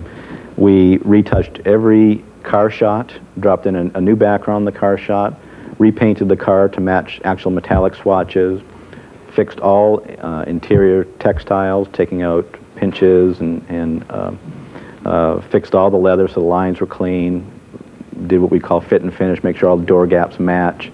Very precise, very nitpicky type of work, all at high res, out to 8x10 transparency. Probably the most interesting Saturn piece that we did was the paint swatch chart, where they gave us an 8x10 of paint cans with gray paint in them. We took out the bubbles in the paint, took the metallic paint swatches they supplied us with and matched created and matched the color to the metallic swatches in the paint buckets. Then as a last little added touch, we created a small highlight along the top of the paint just to give it a little bit of a zing. This is a typical of a service bureau job we did with a local photographer, Tom Landecker, who was producing this poster for this dance company, Kate Foley Dance Company. And we did the high-resolution scans for him, working at about 120 megabyte files. He went in Macintosh and produced two effects. First, the straightforward blurred motion effect of the dancers, and then the image on the other side, the solarized image. Produced them all in the Macintosh. Took him a fair amount of time to do it because that size file on a Mac is very difficult to work on. And then we output transparencies as the final product that he supplied to his client for photo posters and for lithographic printing. Big jump in the quarter tones that you don't see except by the difference between these two densities and the difference between that and something in here. In other words, there are no quarter tones in this picture. It's like, That's right. so that was invisible. It was in the sense that it wasn't obvious that, you know, it looked contrasty in one area of the picture. It was just too much difference between those tones. If you go back and look on the original, the difference between that and this and the next one, you take a steady progression of densities in the original. There's a very big jump in here that didn't exist on the original. And I don't know where that contrast got introduced, if it's just a quirk in the curve of the film recorder or what. But well, I think one of the things that I took into consideration was that for printing purposes, you actually want it slightly flatter. And I was trying to boost up the contrast and boost the contrast. And in fact, we need to flatten that out just a little bit, which we did on the new version. Have you seen the? No, I haven't seen the current version. Okay, So did you flatten it out right in here? Yeah, I took it right up here in the up here in the corner. Right. And so really this is actually making the highlights themselves contrastier. Well, that's a different direction. Yeah, that would. That's the wrong way. That's the wrong way. Yeah. No, this is going to flatten them out. Actually. That's flattening the highlights. Right, which is what you're saying here is you've got a lot of differentiation between the highlights and the quarter tones, in particular up on the top. Okay. So we'll zoom in here, bring down cursor down to the boats. Okie doke. Can move down a little bit. Yeah, that looks really good. It looks just about the same as the original. Background over here is looking good too. And I don't see any weird pixelated edges or anything like that.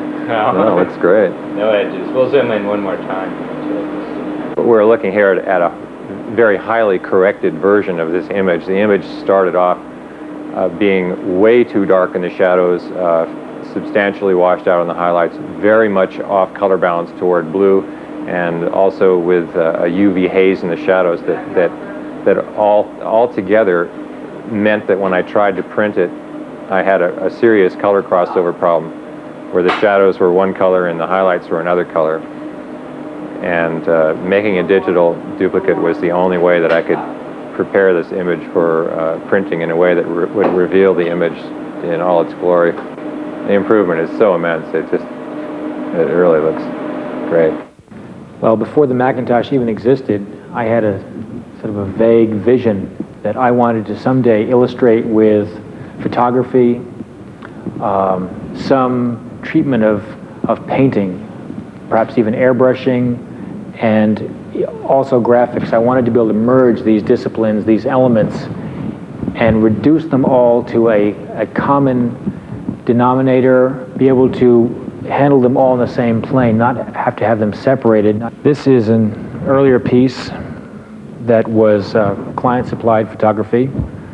It was for a poster, a CD, and a cassette. I was given a shot of a woman underwater. It had just come off a diving board. It was shot underwater. And I was given a shot of sky. I had to bring her out of the water, the dark water, with her bubbles and merge them into the sky. The trick, the difficult part was taking the bubbles, transferring them to the other image, leaving the dark water behind. To me, this is indicative of the power of the computer, because I only had to take the elements that I wanted, and I was able to actually paint with extra bubbles. I picked areas and I just painted as if with a brush. Instead of paint coming out, bubbles came out. This was done with Adobe's Photoshop and Illustrator programs exclusively. That's where I do, I would say, 95% of my work. The problem was that they wanted the illustration of the interconnecting highways, which we tried to find as photographs, but they really did not exist in the exact complexity that we have here. I was given a shot of the foreground road, a separate shot of the sky, a separate shot of the sign, and another shot of the letters on the sign, and even another shot of the arrows. All these had to be merged. The grain detail had to be matched. The color range of the foreground road was wrong. I had to correct that. And the center area was illustrated. I did that in Adobe Illustrator, brought it into Photoshop. This piece is pretty much the general direction I want to go in the future, which is all my own photography and illustration merged with some 3D modeling. I used a program called Sculpt 3D for that. And once again, Photoshop and Illustrator, merging all the elements, colorizing things where they need to be, adding tone, taking things away, putting things back in. Even the painting here was done in Photoshop.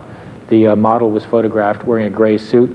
I colorized him in Photoshop. I had complete control over every dot in the image. Over the past year, I've been using more and more of my own photography, and I've been modeling a lot of 3D images that get merged with the photography that I create, and that seems to be a growing part of what I do. I actually think that most traditional photography, if you want to use the term, is perfect by itself. In my work, which is very commercial, there is a need to go beyond that. There are certain things that simply cannot be done with cameras.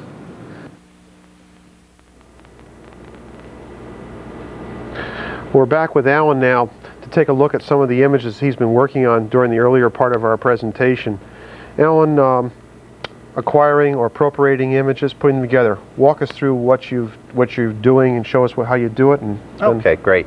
Basically, first of all, because of my own personal computer system at home, I have to work on things in very small parts because I don't have a lot of hard drive space or hard disk space. So I basically have gotten to the point where I will work on a foreground chunk and a background chunk separately and then merge them together, actually.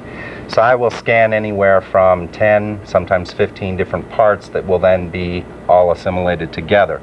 Each of the individual parts, then, I have to actually go in and clean up, get to the correct color balance, and actually get them selected, which Photoshop allows me to do real well. Then I will start to unite them together into, say, the foreground portion. So in this instance, I've already started to put, say, the bison over here on the right into my back foreground picture. What I can next do then is put my next piece into place simply by, again, copying with it already being selected, and now switching to this image, pasting it in. Okay, getting her approximately in the place as I would like her to be. I can also at this point, although I won't do it for this purpose, change her size and move her around within the space. Go back here, get another part that I have selected. Copy it down. Again, toggle back to my image and paste. Now, when you do this, are you working with a feathered image? Yeah, again, all of the individual parts that I'm working with have already been despeckled, unsharp masked, feathered, etc., so that when I'm piecing them together, I'm getting as clean an edge as possible. Once I actually get all my parts together, as I've done in this instance, let's just close this one out now. Don't save.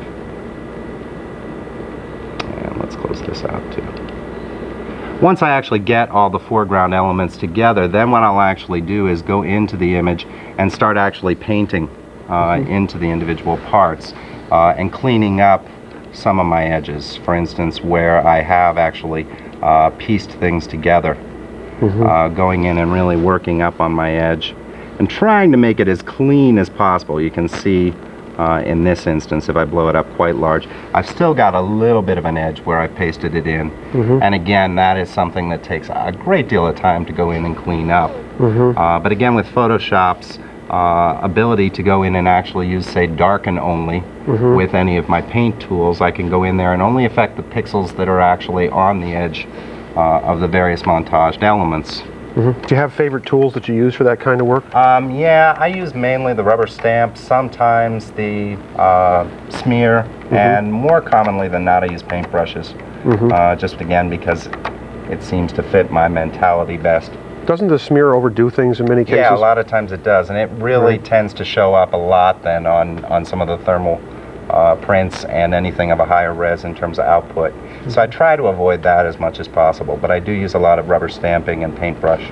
Do you do your area color correction like we talked about inside the marquee as you put every image in, or do you do it later, or what? It depends how I'm working. Sometimes I'll have a rough idea how I want the colors of the different elements to relate to each other within the picture. So again, separately in individual parts, I will try and get them as close to the color I think they want to be as possible. But there's always going to be adjustment then once they're all in there together. And particularly then when I get to the point where I start bringing all of the elements together, ultimately this is when I really have to start figuring out my color relationships between my foreground, my background, saturation of the colors as I proceed through the picture plane also is pretty important, because you don't want the colors all too high key from foreground to background. Okay. I've got one question before we break, and and ultimately do you bring your images out to in terms of hard copy? It varies with what I want to do to it. This particular image that I'm working on now is going to go out to a 4x5 film recorder over at LVT. For proofing things... That's light valve technology. Light valve technology, right. Division of Kodak, I believe. Anyway, in terms of proofing things, quite often I'll just go out to CLC. Canon laser copy, to see what it looks like. So you're going over to LVT. Yes. And then you're going to have a chrome made, and then you go back in the darkroom again to make a large print. Right. So probably on Duratran material, I would assume, for this. So it's silver in, copy in, scan in, electronic in the middle, and then silver and out. Back out again. Right. All right. Complicated.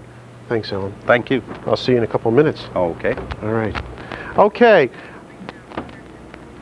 Okay.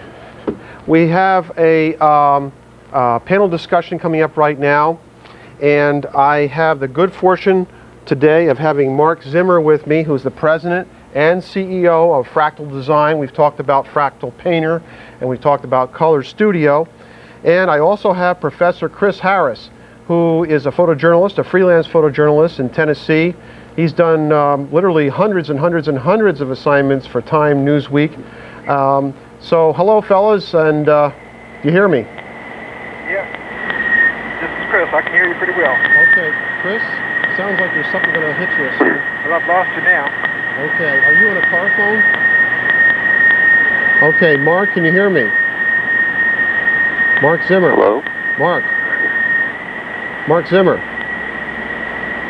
Well, folks, we're still trying to get him. And Alan, continue to work on your images. Okay. Mark? Okay, folks, I think we're going to go to the question and answer right now. Our phone lines are open at 1-800-262-3144 while we try to reestablish contact with our panel this afternoon.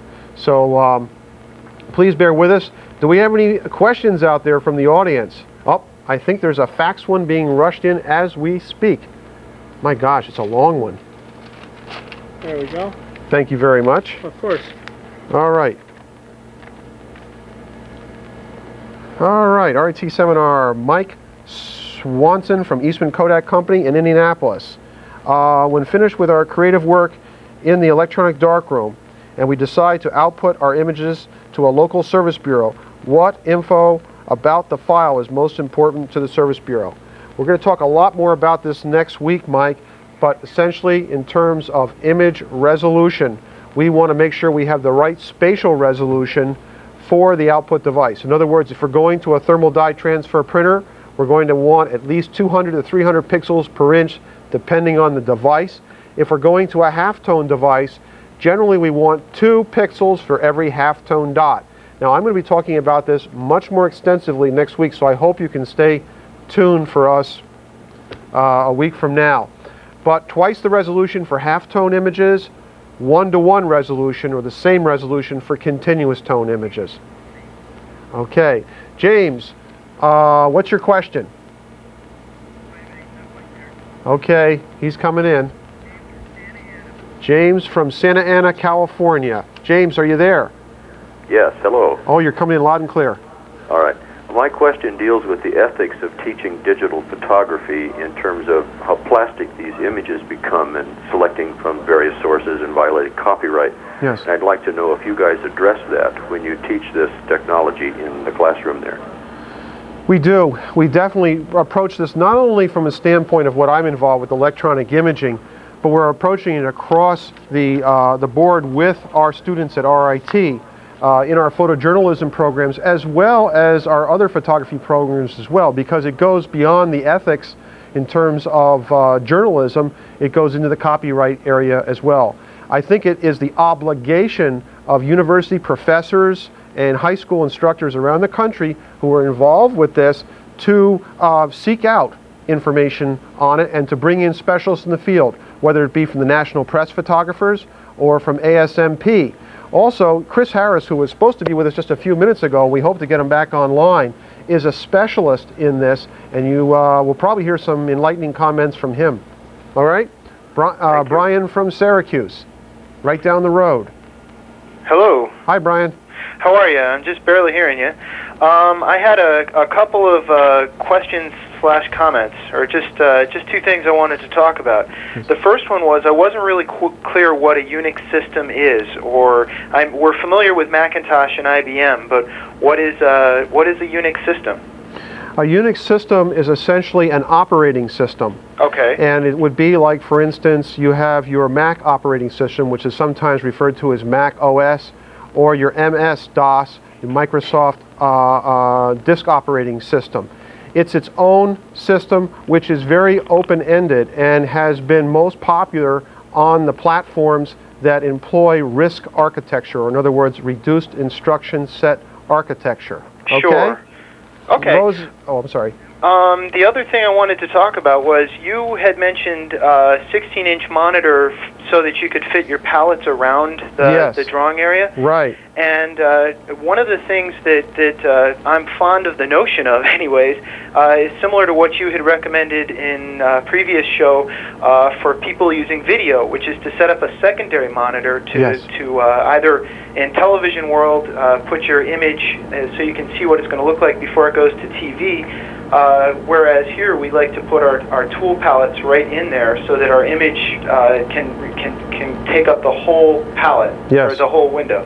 Mm-hmm. So that's how do you feel about that? I think it's an excellent idea. The only problem is it becomes a cost factor. Many of your high-end production houses are using 2, and in certain cases, sometimes programmers are working with as many as 3 different monitors. Of course, in most cases, you are going to need a slot for each one of those monitors, and then that's going to be an additional cost. So in many cases, people are going to bigger monitors. There is some advantages of going to 2 monitors, though. I agree with you. In our facility, we have 2 such systems that run on 2 monitors. Okay. Chris thank you very Harris. much. Chris, are you out there? And Mark Zimmer, the panel discussion we wanted to have. That sounds like Chris. But I can barely hear you. Okay, Chris, well, we've got you on the line. It seems that the phone lines are acting a little funny with us today. I'm glad you joined us. I think one question that already came up, which you may have had the advantage of hearing, dealing with ethics and copyright, might come close to you. But how you doing down there in Tennessee? Well, I'm doing well. I can just barely hear you, so I apologize if I'm going to have to ask you again to repeat the question. Okay. Let me ask you a couple questions. The electronic image today, it means different things to different people. What are image makers missing in this whole process, especially from your perspective as a photojournalist, in terms of how these technologies and the evolution of this area affect what we do in terms of being photographers? Well, you know, that's a very complicated question, and I'd like to address it maybe in a couple of different venues, if I may. First of all, as you know, I not only head up our photojournalism program here at Middle Tennessee State, but I also am director of the Digital Imaging Lab. Mm-hmm. And so we sort of have apples and oranges on this concern. Obviously, in photojournalism, we see great untapped opportunities. Let me speak to that first, I guess. I am a new PowerBook owner. Mm-hmm. That has turned me into a PowerBook freak. The possibilities out there right now with the new scanners, the Nikon Cool Scan and the PowerBook and traditional film now means that anybody can hit the road, shoot on color negative, go to a 1-hour processing lab, enter it into your PowerBook, and transmit back anywhere in the world. That's astonishing. I mean, you know, this 5 years ago was unheard of, and I'm sure that in 6 more months, this will now be old hat, and something new will be in. But this is, I think, a wonderful resource for anybody who is working, whether it's freelance or working directly for any publications. This allows Joe Smith, the next-door photographer, to travel to any venue, anything where any major news event is happening, and get those pictures back immediately. As you know, one of the major stumbling blocks in photojournalism is logistics. Right. Anybody can go and photograph a situation, but getting it back so that it's timely, so that it appears at the publication for their use is one of the major hurdles.